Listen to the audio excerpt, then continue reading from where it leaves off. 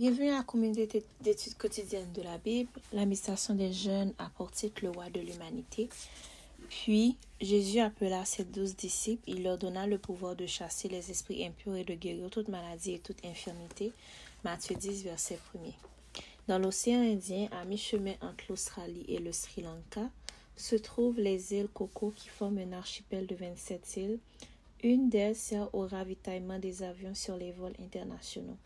Dans son livre Listen Children, Écoutez les enfants, Rita Snowden raconte l'histoire de 26 Anglais occupés à installer sur ces îles lointaines un câble pour une station radio. Rita voyageait à bord du navire Orion, trop grand pour s'approcher des côtes. Les hommes ont dû partir à bord d'embarcations plus petites emportant avec eux des lettres scellées et un baril d'eau. Le capitaine du navire a préparé un autre baril de nourriture et des revues pour ces hommes qui vivraient isolés sur ces îles lointaines.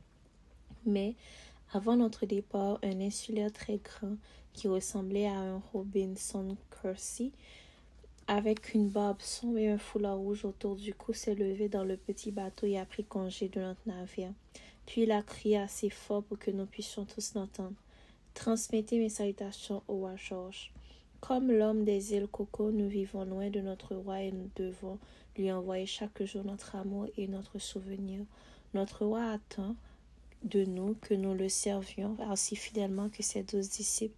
Il veut aussi que nous parlions aux autres du royaume des cieux. L'évangile de Matthieu nous propose quelques méthodes pour annoncer la bonne nouvelle du royaume céleste. Le message principal de cet évangile est que Jésus est roi et qu'il établit bientôt son royaume. Le mot royaume est utilisé 52 fois, le mot règne 3 fois et l'expression royaume des cieux 32 fois. Matthieu présente 20 paraboles qui nous aident à mieux comprendre le royaume et qui nous montrent comment aider ceux qui nous entourent à devenir des sujets. De quelle manière peux-tu parler du royaume des cieux? En suivant l'exemple de Jésus et de ses disciples qui ont donné leur vie pour la proclamation du message et qui ont transformé le cœur de toute une génération par la puissance de l'Esprit. Tu peux le faire toi aussi en proclamant « Répentez-vous car le royaume des cieux est proche » Matthieu 4, verset 17. Le roi de l'humanité.